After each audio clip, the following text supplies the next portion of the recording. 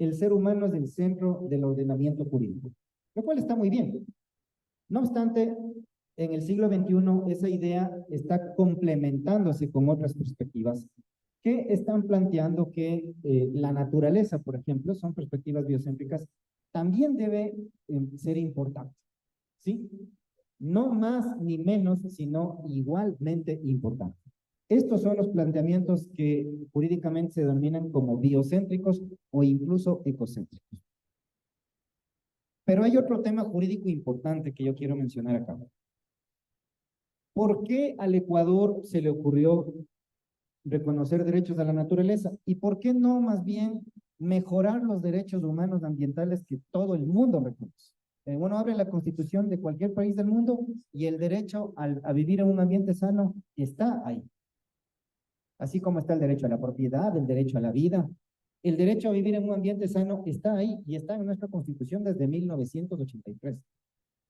Sin embargo, el problema es que desde un enfoque de realidad, desde un criterio de practicidad, la normativa ambiental, la normativa administrativa, la normativa agraria, etcétera, no necesariamente ha sido 100% efectiva en lograr el objetivo de protección. Lamentablemente esa es la realidad. El Ecuador tiene un récord histórico de problemas de daño ambiental bastante severo, ¿sí? Bastante grave. Problemas asociados a contaminación por hidrocarburos, por ejemplo, solo sin irnos muy lejos, ¿verdad? Problemas asociados a la sobrepesca, que es algo que acá en las ciudades andinas no se conoce mucho, pero eso no significa que no existe, ¿ya? Entonces, una de las razones que fundamentan el reconocimiento de los derechos de la naturaleza es lograr una efectiva, un respeto efectivo de la naturaleza. En segundo lugar, el Ecuador, si bien es un país pionero en este tema, no es el único. Acá en Sudamérica hay varios ejemplos, Panamá, Colombia, eh, Chile estaba discutiendo este tema hasta hace poco.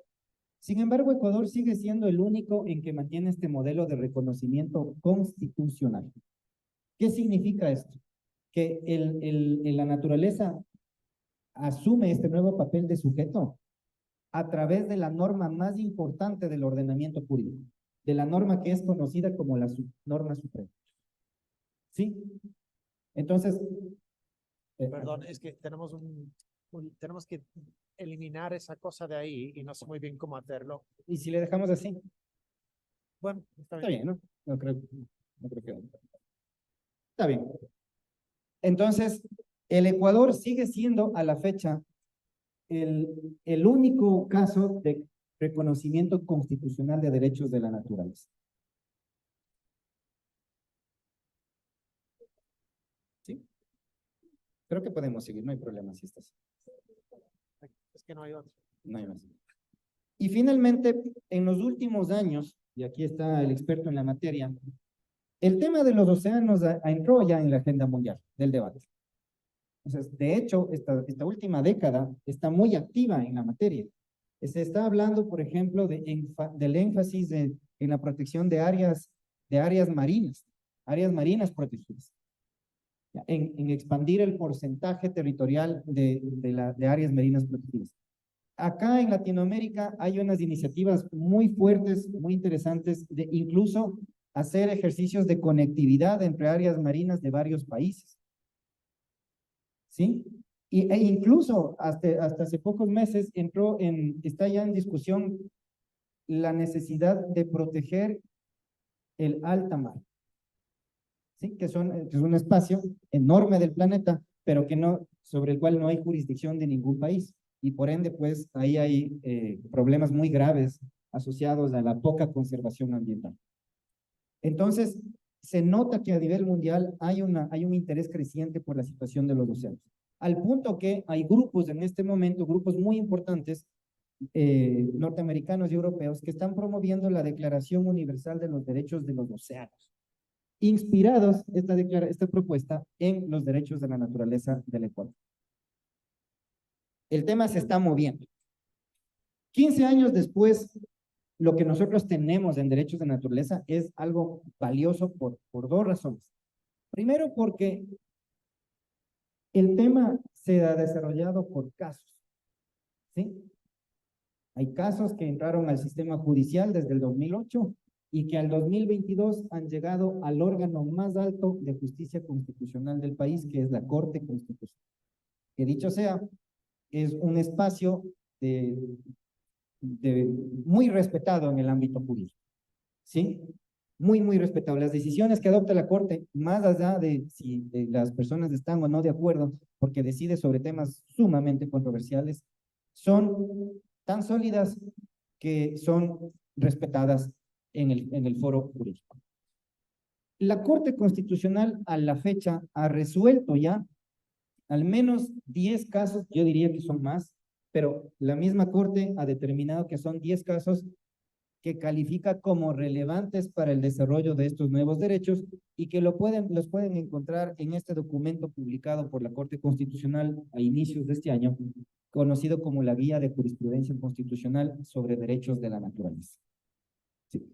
La Corte tiene conciencia de que nosotros somos el país que tiene que decirle al mundo cuál es el contenido esencial de estos derechos y esta publicación sirve para ese objetivo.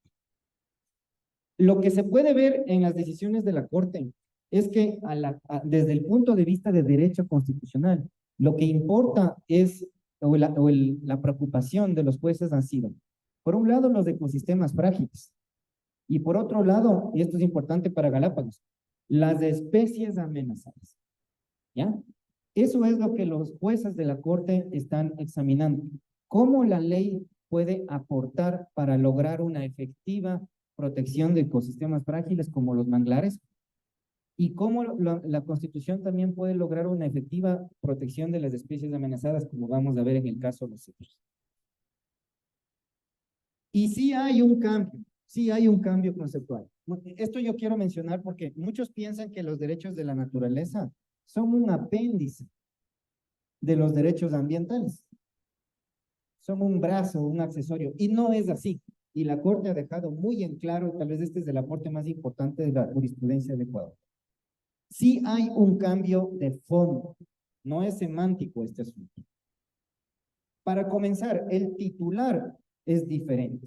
En los derechos ambientales, los titulares somos nosotros, las personas. Ustedes tienen un derecho a vivir en un ambiente libre de contaminación, por ejemplo. En cambio, en los derechos de naturaleza, la titularidad es propia de la naturaleza. Y ese término propio utiliza la Corte Constitucional desde las primeras decisiones del 2009. ¿Qué significa esto? Que el enfoque, el objeto de estos derechos ya no es solamente la protección de algo que le sirve al ser humano, sino que es el respeto de ni más ni menos un nuevo sujeto titular de derechos. Y como nosotros estamos enmarcados en los conceptos andinos de la madre tierra, el valor que se le otorga a ese respeto es el respeto que uno da a la madre, ¿ya? Que socialmente es un estándar altísimo de nivel de respeto.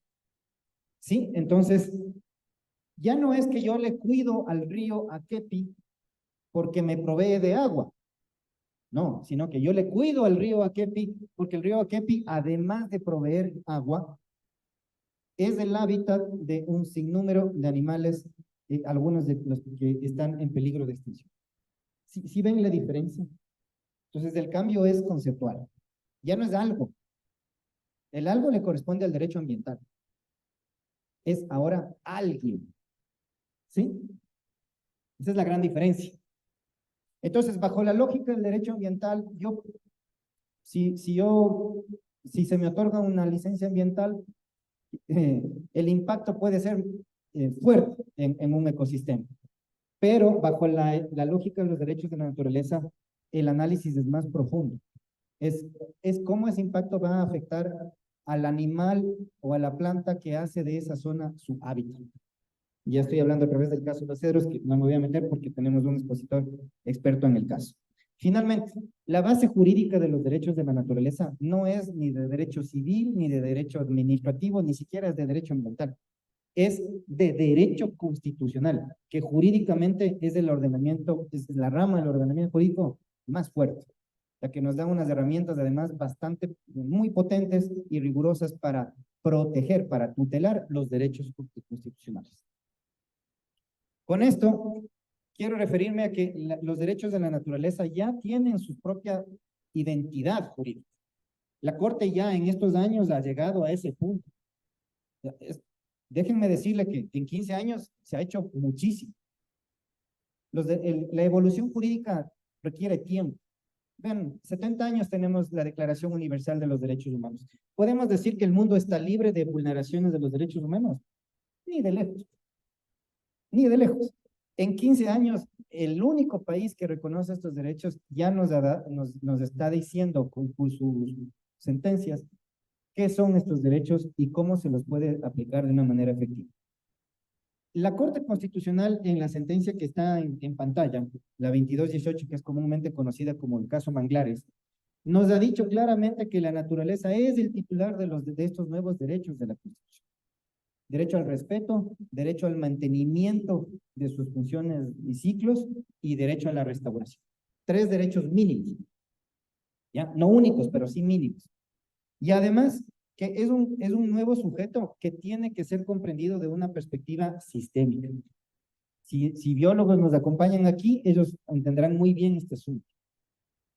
La Corte en estos casos ha llegado a la conclusión de que es un sujeto complejo, porque hay que cuidar no solo el todo, sino las partes de la naturaleza.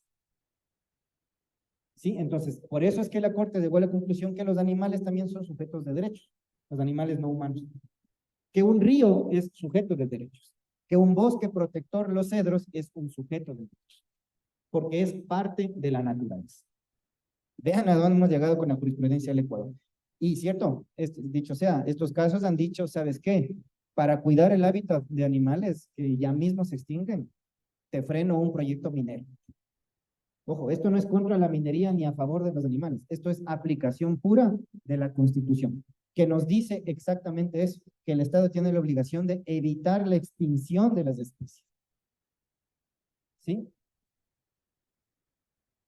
Plena fuerza normativa. Muchos hasta el día de hoy siguen pensando que los derechos de la naturaleza son una declaración de buenas intenciones, que es poesía jurídica, que es un símbolo. La Corte desde hace tiempo ha dicho, no, señor, estos derechos son tan reales como cualquier otro derecho constitucional. Sentencia 1149-19. Los derechos de la naturaleza, como todos los derechos establecidos en la Constitución ecuatoriana, tienen plena fuerza normativa. Por eso es que en función de los derechos de la naturaleza, escuchen esto, una disposición ambigua contenida en el Código Orgánico del Ambiente, legislación ambiental, fue eliminada del ordenamiento jurídico, fue expulsada por ser inconstitucional. Era una disposición tan ambigua que invitaba a la expansión de las zonas agroindustriales en ecosistema manglar. Y la Corte dijo, no señor, aquí tiene que analizarse este asunto desde la lógica de los derechos de la naturaleza. Y dijo que no. Eficacia. Hemos dicho que lamentablemente la legislación ambiental en el Ecuador no siempre logró su objetivo de protección ambiental. No lo logró. Y se los dice un abogado ambiental. ¿Sí? Entonces, este problema viene de alguna manera a ser solventado por estos derechos de la naturaleza. Porque la naturaleza está en el centro del asunto jurídico ahí, ¿no? Miren lo que dice nuevamente la sentencia 2218. En el caso específico del manglar, que este ecosistema demanda una protección especial. No porque los jueces son ambientalistas, sino porque el artículo 406 de la Constitución así lo prevé. Y miren lo que dicen, de ahí la importancia y la necesidad, el tema es importante, de fortalecer su cuidado a partir de los derechos de la naturaleza. Si van viendo cómo los derechos de la naturaleza van reforzando los objetivos del derecho ambiental y de las demás ramas del ordenamiento jurídico. Bueno, vamos ahora a Galápagos en razón del tiempo. ¿Sí? Todos sabemos cuál es. Galápagos no necesita presentación. Jurídicamente es el primer parque nacional del Ecuador, 1936, no 1959 como muchos piensan. Primera reserva marina del país, 1998, es más, es la que abrió el camino para la integración de esta categoría de manejo en el ordenamiento jurídico. Primer patrimonio natural de la humanidad designado en territorio ecuatoriano, junto con Quito, pero es cultural, ¿no? Primera reserva de biosfera de la UNESCO, y bueno, es el hábitat de especies endémicas y especies migratorias. Los derechos de la naturaleza sí están integrados en la legislación de Galápagos. Esto es algo que no se conoce, pero sí están ahí. La ley de Galápagos actual es del 2015 y por ende, pues, tiene que hacer referencia a la Constitución del 2008. Está en los considerados, en la parte que nadie lee de la ley, pero ahí están. Y concretamente dice que en la legislación de Galápagos es importante este criterio de evitar la extinción de las especies. ¿Ya? Vean ese enfoque preventivo de la legislación de Galápagos. Y está también en los principios de la ley, que son también, los principios jurídicamente son normas muy importantes porque guían la aplicación de la ley. Miren, nuevamente, el principio es de respeto a los derechos de la naturaleza. No solamente habla de protección, sino de respeto. Y volvemos y ahí se habla de el derecho a la existencia, al mantenimiento y a la regeneración de los ciclos vitales. ¿Sí? Entonces, tenemos vía libre para hablar de los derechos de la naturaleza en el contexto específico de Galápagos, porque la misma ley así lo propone. Los derechos de la naturaleza también están enunciados en el plan de manejo de las áreas protegidas de Galápagos. Están ahí en la página 52. De manera que estos derechos de la naturaleza tienen también una aplicación práctica, porque el plan de manejo es el instrumento de gestión principal de cualquier área protegida. Ahí encontramos las reglas para administrar las áreas protegidas. Entonces es muy importante que en este documento, que es clave para la gestión de Galápagos, estén enunciados los derechos de la naturaleza. Y aquí les dejo un dato que es poco conocido también. La Corte Constitucional hace 10 años ya se refirió a los derechos de la naturaleza en el marco de Galápagos. En un caso que analizó la Corte sobre un problema constitucional asociado a la residencia, hay un esquema de residencia temporal y residencia permanente. La Corte dijo que los derechos de la naturaleza constituyen los mayores estándares de protección constitucional y que esto tiene que ser tomado en cuenta en el contexto de Galápagos. ¿Sí? Entonces tenemos la base jurídica, hay. Ahora, ¿por qué nosotros estamos hablando ahora de los derechos de la naturaleza? Esto hablábamos con Alex al organizar este. El estatus de conservación de Galápagos es excelente, sin duda. Es muy bueno. Esto es algo que se reconoce a nivel mundial. Pero eso no significa que no hayan problemas. Hay problemas de tráfico de vida silvestre muy graves, muy graves. ¿Ya? Hay problemas en este momento, el tema del turismo se está yendo de los estándares de carga, ¿verdad? Y hay problemas asociados a, al impacto de la pesca. ¿Sí? Alex nos va a comentar más adelante, yo no quiero detenerme por temas de tiempo también. En Galápagos hay actualmente unos estándares muy altos. Por ejemplo, se prohíbe un arte de pesca que genera altos índices de captura incidental que se llama palanca. ¿Ya? Existe una prohibición que hay que mantener, pero por ahí hay unos intentos de un poco flexibilizar esas prohibiciones, ¿no? Entonces, estos aspectos han sido considerados ya ni más ni menos que por la UNESCO. La UNESCO es la entidad que está detrás de la declaración, de la designación de patrimonial, de sitios patrimoniales de nivel mundial. Y en su último informe, la UNESCO ya le dice al Ecuador, oigan, ¿qué está pasando en Galápagos con este asunto de la pesca? Ojo. Hace un mes, la Secretaría de la Convención CITES, que es la que regula el comercio internacional de especies de vida silvestre, le dijo al Ecuador que si en 4 meses no regula como es debido el tema de la pesca incidental de tiburón, el Ecuador va a quedar suspendido a nivel mundial. Porque el Ecuador no ha regulado la captura incidental, el índice de premeditación. Ojo, y esto aplica en todo el país, no solamente en el mar territorial continental, sino también en el insular. Por eso es que, y esta es la gran conclusión, ya voy llegando, miren, en Galápagos tenemos que promover, se hace la invitación para que en el proceso de adopción de decisiones futuras, sobre todos estos problemas que ya han sido identificados por entidades internacionales, que se integre en el proceso de adopción de decisiones los derechos de la naturaleza.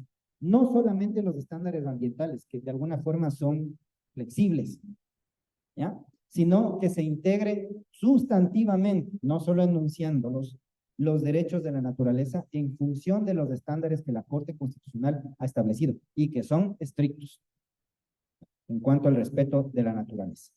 Sobre todo lo que dice el artículo 73 de la Constitución, que está en pantalla. Si es que yo tengo que decidir sobre la gestión y el manejo de una especie que está en peligro de extinción, la decisión tiene que ser pensando en criterios precautorios, con suma cautela, e incluso habilitando posturas restrictivas. O sea, yo tengo que cuidarle a ese niño, no flexibilizar las normas. Y estoy hablando del caso del tiburón martillo, que está categorizado como peligro, como amenazado de extinción, peligro crítico. Finalmente, este criterio va a ser clave en las discusiones de Galápagos. Si es que Galápagos ya establece un estándar de protección mínimo, ese estándar no puede debilitarse, señores y señores. No puede debilitarse, sino en función del principio de no regresión, tiene que o mantenerse o fortalecerse. De manera, si es que ya hay una prohibición del palangre, por ejemplo, el arte de pesca, no podemos irnos para atrás. Esto debe quedar muy claro, porque este es un criterio que en el escenario jurídico de Galápagos no siempre se moviliza. El mundo monitorea el desarrollo de los derechos de la naturaleza. Ecuador tiene la responsabilidad de liderar el avance jurídico en esta materia. Galápagos es un escenario idóneo para aplicar esta perspectiva azul y las decisiones de las autoridades deben integrar los derechos de la naturaleza. Vamos para adelante, no podemos flexibilizar las normas. Muchísimas gracias, perdón por el tiempo extra tomado.